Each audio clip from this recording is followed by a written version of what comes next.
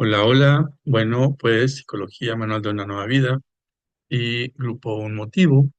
Les damos la bienvenida nuevamente a todas estas charlas que nos hacen, de alguna manera, pues darnos cuenta un poquito más acerca de la vivencia del día a día y que sobre todo, pues tenemos por ahí el crecimiento en conjunto con los muchachos del centro y con las personas que estamos afuera. Entonces, pues comenzamos. 7:30. Vamos a comenzar con la primera pregunta. Déjenme por aquí pasar aquí a esto. Si comenzamos con la primera pregunta, ¿qué hago sin ti? A veces, primero que nada, comenzamos con un cuestionamiento de ¿qué hago sin ti? Cuando existe por ahí una pérdida significativa dentro de la línea directa que es mamá, papá, pues siempre estaremos pensando en un dolor, una angustia. Pero a veces cuando tenemos a mamá y a papá, a los hijos, pues la pregunta como que ¿qué hago sin ti? A veces se refiere a alguna otra persona, que puede ser amigo, pareja o primo, qué sé yo. Entonces, allí comienza la pregunta.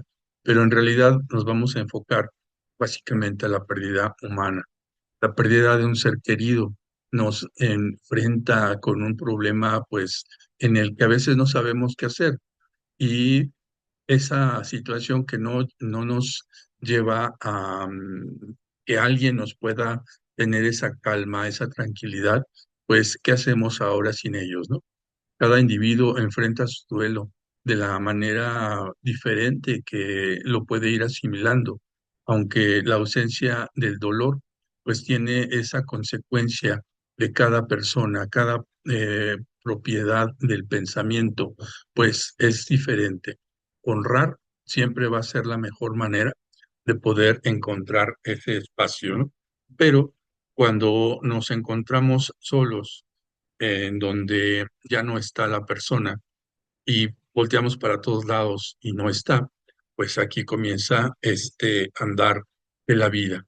La experiencia de la pérdida, el primero que nada es la pérdida universal, viviendas individuales de diversos, emociones variadas, involucradas.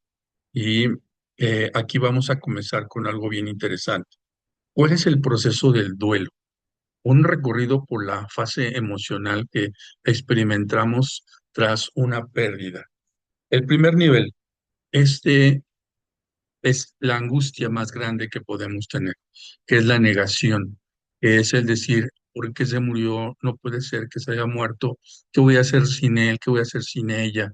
Esa negación de decir, no es cierto, no pasó de esta manera, no es cierto, eso es un sueño, ¿no?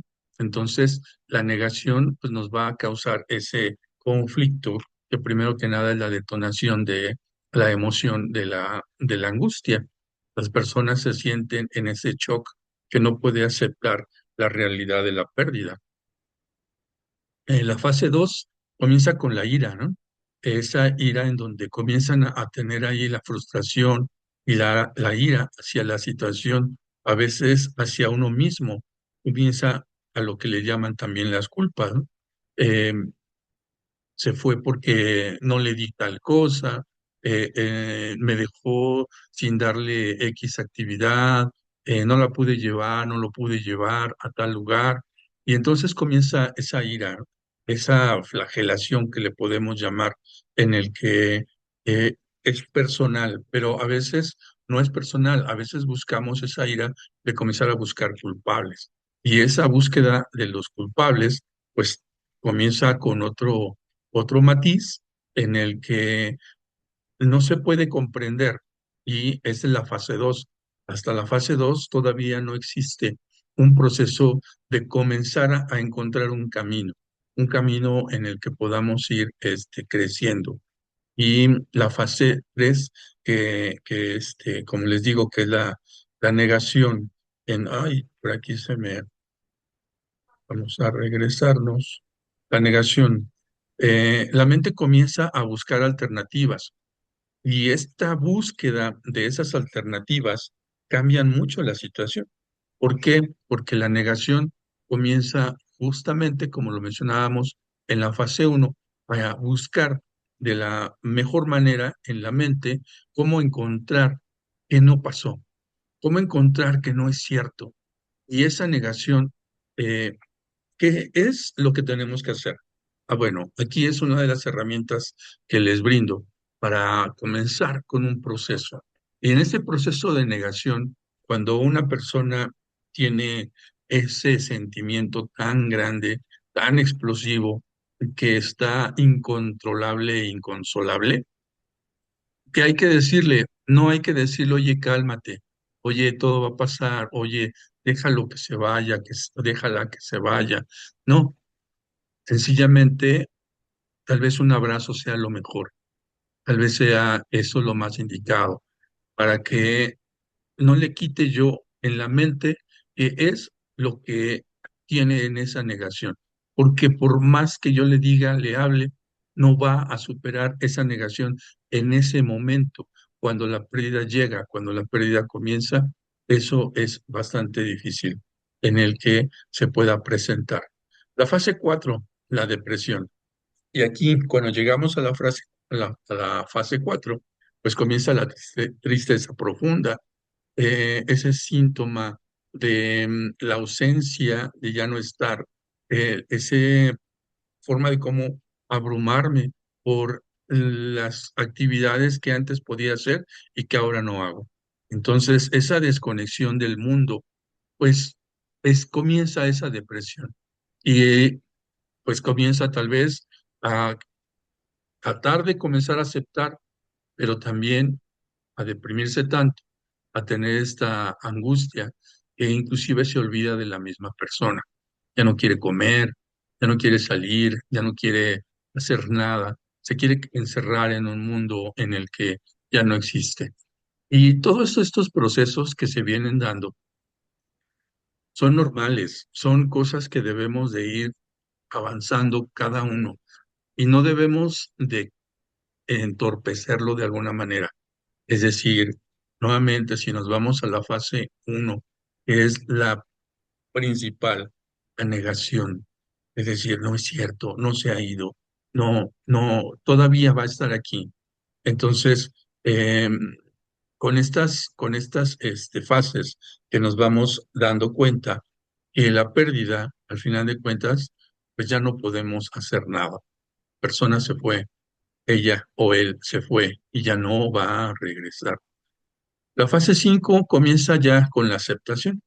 La persona comienza a aceptar la realidad y esa realidad donde puede encontrar el lugar en donde tenga un poco más de refugio y de pensar que en esta aceptación comienza ahora sí la parte de la convivencia con las personas y ahora sí comienza con esa aceptación de decir, pues ya no le llores, déjalo ir.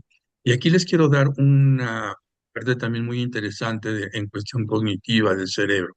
Cuando comenzamos a hablar y decir que dejemos de ir y que dejemos de llorarle para que pueda ir a el cielo y que pueda no detenerla y que se quede por aquí entre nosotros, eso no solamente también es religioso, sino también es cognitivo. ¿Por qué? Que cuando nosotros comenzamos a aceptar justamente que la persona ya se fue, entonces no es que la dejemos libre a ella, sino es que comenzamos a aceptar nosotros, ya no va a estar. Y eso es lo que a veces no entendemos o lo tenemos escondido, pero que de alguna manera nos los hacen saber y ver, que de alguna manera también nos sirve, nos ayuda mucho, ¿sí? Entonces, cada uno vive su duelo de la forma que a veces no podemos entender. Y es aquí justamente en donde el tiempo, no hay una línea en la que nos digan solamente 3 meses y ya vas a aceptar, solamente 2 meses y ya no vas a sentir nada. No.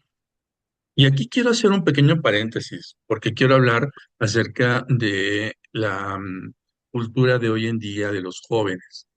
Si nos damos cuenta, anteriormente, gente de mi generación o un poquito más, eh, más jóvenes, pero todavía, donde todavía nos aburríamos, donde todavía podíamos encontrar el qué hacer. Eso era justamente el qué hacer con mi mente y no estar en la pendiente del celular, no estar pendiente de la inmediatez de que esa dopamina que me da el celular me ayude rápido a tener un sentido de tranquilidad o de alegría, ¿no? Entonces, cuando un joven se queda sin celular, pues se acaba el mundo, ¿no? Cuando quienes no tenían por ahí el celular precisamente como una dependencia, pues entonces era diferente. Y yo creo que aquí es un análisis en el que la muerte precisamente se puede sentir más con generaciones más atrasadas. ¿Por qué? Que teníamos más conciencia, más esa actividad en la que nos dábamos a la tarea de entender las cosas, de tener a la persona y de saber sobre todo que para muchas personas mi mente pensaba que toda la vida iba a tener a mis padres. Pensaba, y lo peor todavía, mi mente pensaba que toda la vida iba a tener a mis hijos. Pero por ahí pasó un accidente, por ahí pasó alguna situación difícil y perdí a los hijos. Qué duelo tan difícil. Perdí a los padres, otro duelo también, ¿no? Y así sucesivamente podemos tener el duelo de varias personas. Entonces, en la línea de tiempo, a veces creo y ojalá me equivoque, realmente ojalá me equivoque, pero creo que los jóvenes hoy en día van a sentir menos ese dolor, esa angustia. ¿Por qué? Porque a veces lo que más les interesa es tener el celular y se olvidan a veces de la familia y demás cosas. Pero bueno, ese es otro tema. Pero lo que sí es cierto es que nosotros debemos de entender todos los procesos que acabamos de ver, los 5 pasos que debemos de ir pues obteniendo acerca de que esos elementos, esos pasos, tenemos que ir vigilando que realmente puedan pasar uno por uno, que no se frustre cada uno. Que si queremos llorar, lloremos todo lo que podamos llorar. Y que el dolor de la pérdida, cuando es en teoría sana, la pérdida tiene un tiempo de un año. Después de un año, entonces comienza a tener una pérdida crónica.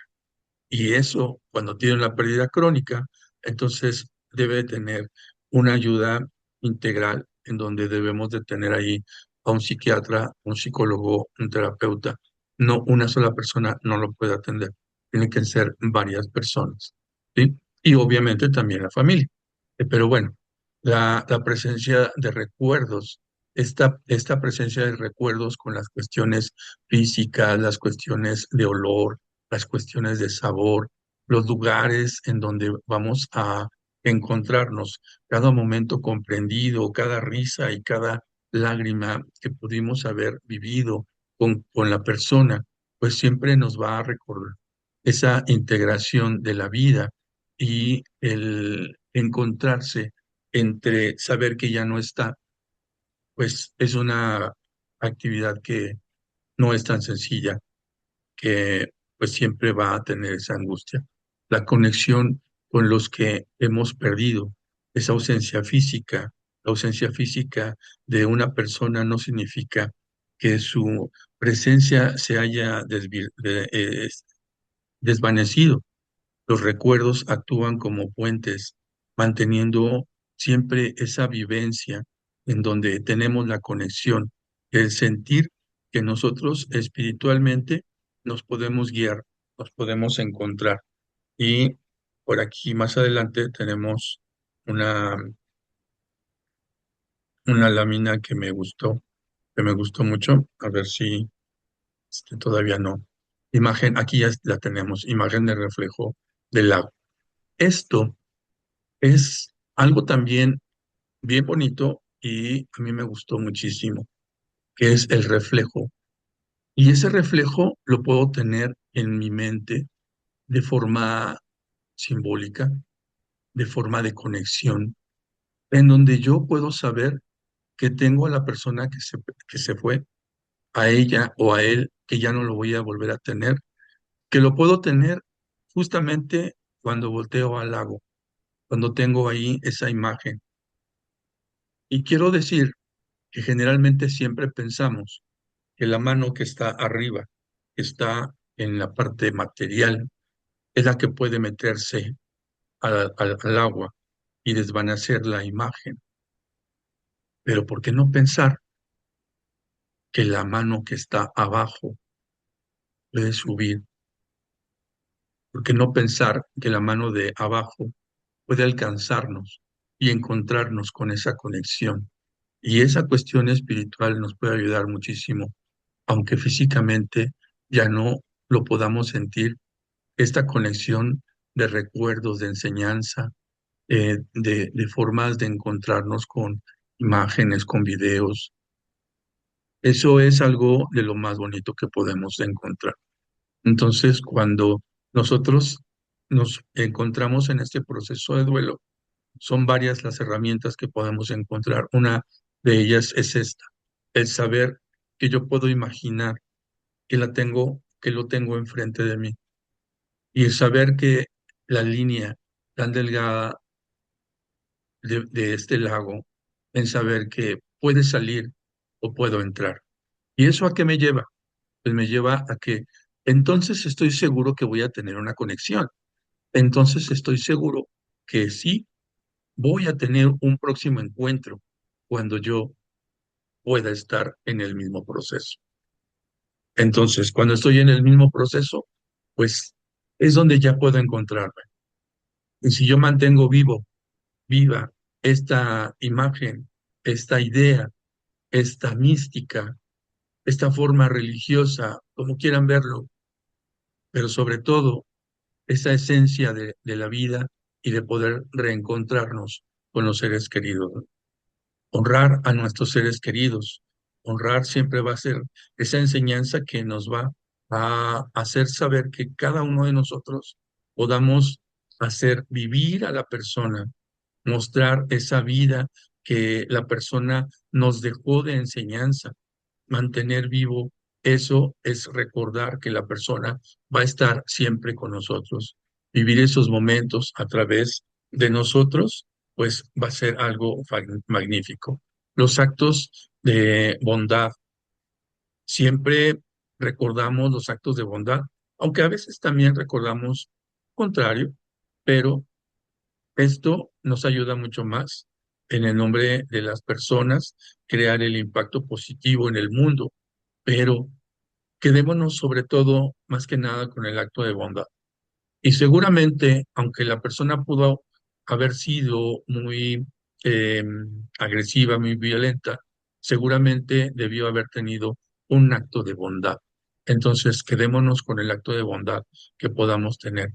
Compartir las historias, contar siempre ese momento de que no solamente lo avalo yo, sino también aquellas personas que pudieron estar en ese espacio, en ese momento, en ese lugar, pues se hace una forma de vivencia más continua. Continuar su legado, eso es lo más importante. Y aquello que siempre por ahí nos dicen, te pareces a tu abuelo, te parece a tu abuela, te parece a tu padre, te parece a tu madre. Ah, bueno, pues parece ser que entonces el legado está siendo esencia mía, y ese legado lo estoy transmitiendo hacia una forma de encontrar esta vida en donde yo quiero tener esa conciencia de la ausencia. Y esa conciencia de la ausencia nos ayuda muchísimo, porque entonces la conexión entre mi cerebro y la realidad es algo que debemos de ir trabajando. Definitivamente es un dolor muy grande, definitivamente es un dolor de una angustia muy profunda cuando un ser querido se nos va, pero vamos a vivir esos procesos de ira, procesos de comenzar a encontrarnos de que no servía de nada tal vez tener esa angustia de ira. Tal vez resilientemente podemos encontrar la forma de cómo poder decir, bueno, aquí hay algo que puede ser algo bonito, ¿no? Y si hablamos un poquito más acerca del proceso en el que muchas personas están a punto de irse, pero no se van, porque están conectadas a unos tubos, a unos aparatos del hospital. A veces pensamos que el tenerlo ahí, el tenerla ahí, va a estar con nosotros cuando la persona ya está sufriendo mucho. Entonces, tenemos de tener una conciencia en donde podamos dejar ir. Y tal vez algunas ocasiones podamos cargar con consecuencias y acciones de las que no hicimos, pero por eso también hoy, en todos los tiempos, decimos en vida, dáselo en vida. Si le quieres llevar flores, dáselas en vida. Si le quieres llevar mariachis, dáselos en vida. Y entonces tenemos que tener esa conciencia. Así es de que el duelo va a ser más resiliente si tenemos esa conciencia de inicio. La tanatología, la muerte, no es algo en lo que en ese momento voy a comenzar a aprenderlo. La tanatología es realmente para poder aprender a vivir y aprender a soltar y saber que en algún momento me voy a reencontrar con la persona que se fue. Entonces, esa, esa ausencia que me deja, esa pérdida que pudiera tener, pues la vamos a encontrar en algún momento. Al enfrentar la pérdida de un ser querido, nos encontramos con los dolores, con esa verdad que nunca más se volverá a ver. Sin embargo, su legado y sus recuerdos viven con nosotros y esas acciones de reencontrarnos resilientemente en nuestras vidas, nos vamos a encontrar con algo más bonito, que sería el aprender a vivir. El 75% de las personas que suelen tener los recuerdos, pues van a estar un poquito más tranquilas. El 80% de las que han perdido a alguien creen que los recuerdos les ayudan a seguir adelante. Y el 90% de las personas afirman que los recuerdos son vitales para mantener viva la esencia de lo que se ha perdido. Así es de que pues, los recuerdos siempre van a hacerse presentes y siempre vamos a poder encontrar que los recuerdos me van a ayudar a tener todos los procesos, la conciencia al final y sobre todo una importancia de saber que cuento con la familia, el apoyo emocional. Ese apoyo emocional, nuevamente recalco, no hay que frustrar el proceso, hay que dejar que pase. Si estamos en el primer nivel de duelo, en el primer nivel de no aceptación, de ira, lo único que tenemos que hacer es abrazar, no hay más. Solamente abrazar y de esa forma la persona que tiene ese dolor tan fuerte va a pensar que en su mente estamos con esta persona. No es bueno decir, entiendo tu dolor, porque en realidad no lo entiendes. Esa persona está viviendo un duelo y quien se lo diga no está viviendo un duelo. Entonces no son buenas esas palabras de decir, ten reconciliación, ten tranquilidad, deja de sentir tanto, va a pasar. No, dejarlo sentir, dejarla sentir, que llore tanto como pueda, aunque sus lágrimas ya no tenga más, no importa, no importa. El proceso va a ir caminando, va a ir avanzando. Y cuando nos demos cuenta que el proceso tiene ahí ya un poquito más hacia acercándose a la conciencia, entonces aquí el apoyo de la familia es esencial, el fortalecer los vínculos y sobre todo los recuerdos. pues eso va a ayudarnos mucho para poder encontrarnos.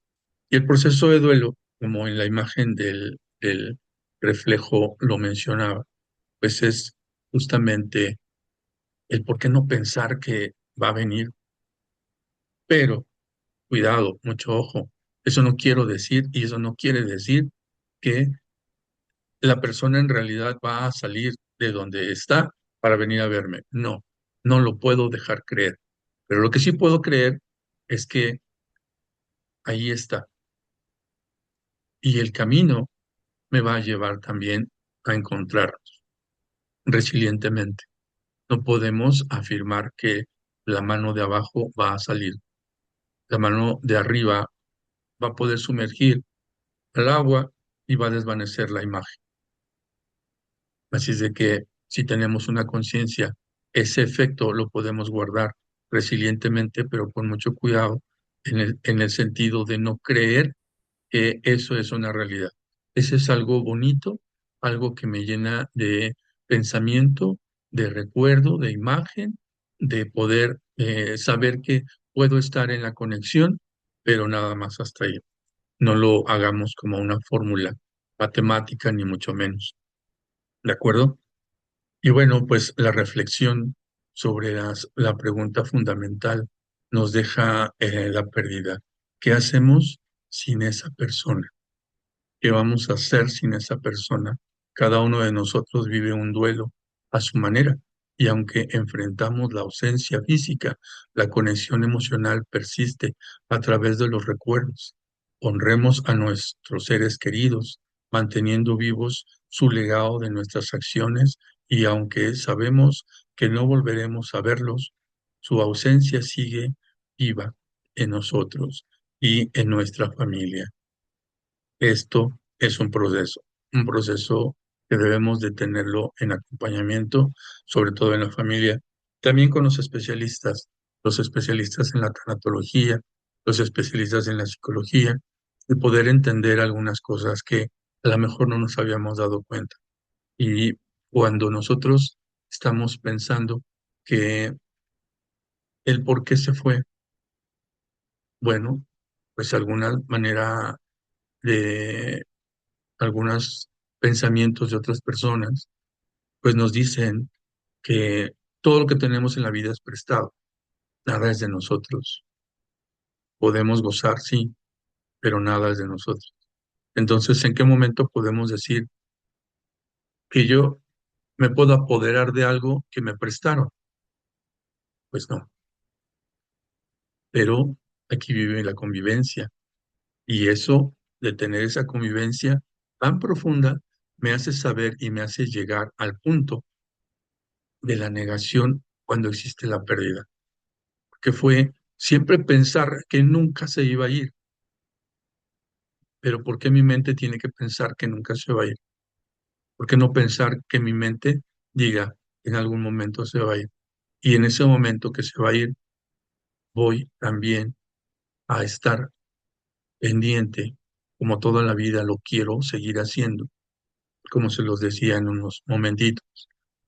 En vida puedes dar todo y ese legado lo vas a aprender porque conviviste con la persona, que estuviste ahí con ella, con él, y entonces la pérdida la vas a sentir muy fuerte, muy dura, pero lo más importante es saber que tienes una conciencia que va a llegar un proceso y que a lo mejor tú solita, tú solito, te puedas dar cuenta que después de un año, dependiendo de tu estado de pérdida, de tu duelo, pues requieras ayuda. Si una persona te dice, oye, ¿necesitas ayuda? Pues a lo mejor podría decirle, ¿y tú no necesitas ayuda primero? Quien necesita la ayuda la pide y quien necesita esa ayuda está consciente ya de que ya no puede seguir avanzando de esa manera.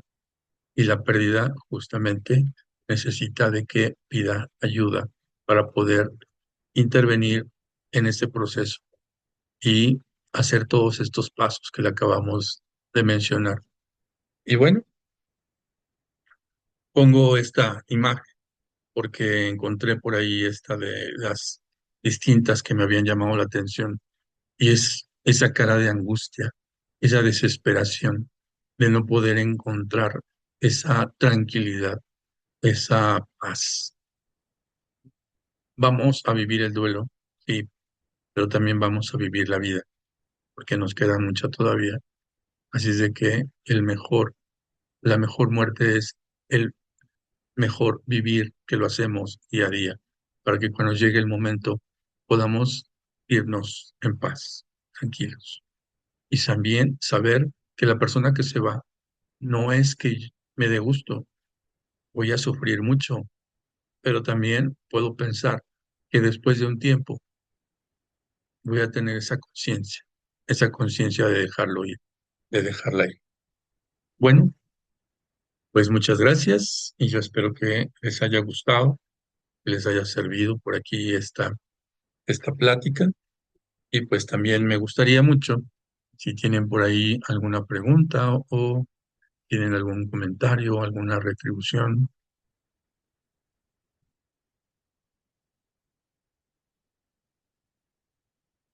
Luz, Liliana, iPhone.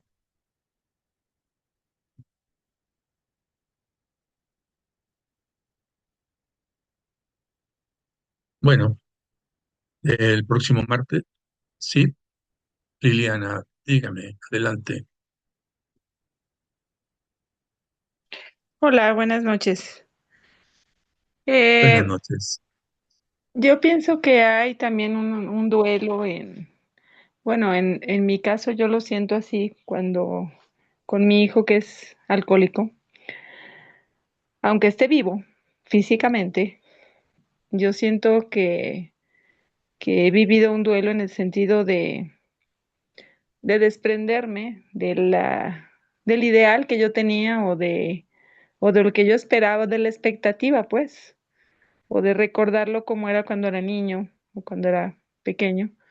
Entonces siento que es otro tipo de duelo y a veces para mí, a veces más difícil saber que la persona está viva y se está autodestruyendo, pues es muy difícil de aceptar, de asimilar y pues de sobrellevar. Sí, así es, justamente en esta ocasión yo quise hablar únicamente de la pérdida de la vida, pero efectivamente perdemos a las personas vivas y las perdemos de muchas maneras. A veces en este sentido por las adicciones, a veces en otras porque pues a lo mejor alguna persona la influencia mucho y se la lleva o se lo lleva y comete algunas otras cosas que a lo mejor no son muy buenas, ¿no? Inclusive la pérdida de que a lo mejor no es tan dolorosa, pero a veces sí. ¿Por qué? Porque digamos que si la hija se casa o el hijo se casa, pues ya se va con su pareja y ahí tenemos una pérdida de un hijo. Y muchas veces decimos, es que no perdiste una hija, ganaste un hijo, sí, pero ya no está conmigo. Y esa pérdida pues, también es un proceso en el que tenemos que trabajarlo.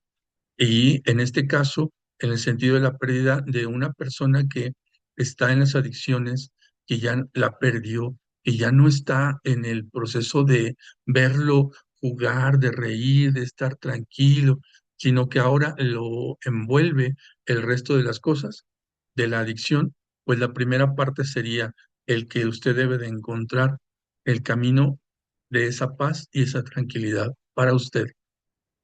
Primero usted. Posteriormente, él tendrá que darse cuenta que usted tiene paz, que usted tiene tranquilidad, que usted no le va a causar alguna angustia, porque entonces vivimos en un estirar y aflojar en donde a veces inclusive llegan a inclusive a manipularnos y el saber que les causa daño a los papás, como en su caso, los hijos que se están causando daño, pues a veces los hijos utilizan esa manipulación, pero no es que sean malos, es que están recibiendo un impacto de dopamina en su cerebro en el que hacen que necesiten tener algo de lo que pueden sentir, esa emoción, ese goce que pueden tenerlo, que lamentablemente es momentáneo, porque ya después viene a veces la represión, la angustia, pero también a veces nos llega el punto que los hijos no son conscientes y no tienen esa conciencia de poder decir, la regué, perdón, sino que a veces el orgullo, el ego, los deja ahí y vuelven a caer. Y justamente estas pláticas son para eso, ¿no? Para reencontrarnos con ellos, para reencontrarnos en su proceso de ellos y en el proceso que nosotros podemos seguir avanzando, cada uno de nosotros. Y saber que si usted ha viajado por ahí en un avión o ha visto por ahí películas en donde le dicen las instrucciones, primero póngase usted la mascarilla antes de ponérsela a la otra persona. ¿Por qué? Porque si yo no me pongo esa mascarilla para poder respirar, voy a tener poca posibilidad de que yo pueda sobrevivir. Entonces yo tengo que ponérmela y después asisto a los demás. Pues justamente, y si hablamos también de la religión, por ahí se dice en uno de los pasajes, que no estoy seguro, pero dice por ahí, ¿cómo quieres quitarle la estilla al ojo de tu hermano cuando tú tienes una viga atravesada en tu ojo, ¿no? Entonces, no es que se esté buscando culpables, ni mucho menos, pero cuando comenzamos a ver algo que nos causa impacto, en este caso, usted puede causar ese impacto a su hijo cuando la vea tranquila, cuando la vea en paz, cuando la vea serena. Y ese impacto puede ser que él lo vea y entonces diga, ok, pues vamos a comenzar a cambiar, ¿no? Y entonces el entorno en el cual se está desarrollando puede trabajarse todavía mucho más porque justamente nosotros en Grupo Un Motivo y Psicología Manual de una Nueva Vida estamos buscando eso, que los jóvenes puedan salir y buscar un entorno diferente, un entorno de trabajo, un entorno de seguir aprendiendo, de seguir avanzando. Y eso es lo que tratamos de buscar que no regresen a sentir el aburrimiento, porque si llegan a sentir el aburrimiento, pues obviamente y nuevamente van a llegar a la adicción. ¿Por qué? Porque la mente no está diseñada para ellos en ese momento de estar creando, de estar pensando, de volver a diseñar algo nuevo, sino de poder saber que mi dopamina, que mi serotonina, la debo de manifestar con algo y que ese sea algo, las adicciones, las drogas. Entonces, primero que nada, buscar dentro de usted una paz, una tranquilidad, que obviamente es muy difícil, que obviamente es un proceso largo, y por ahí Lucio tiene contacto de algunos psicólogos, psicólogas que están allá en Aguascalientes y que pues podamos ir trabajando cada uno de estos procesos y que bueno, pues acérquese con Lucio y si necesita de alguna atención en particular, con todo gusto lo podamos apoyar. Yo también, cuente conmigo. Gracias. A usted.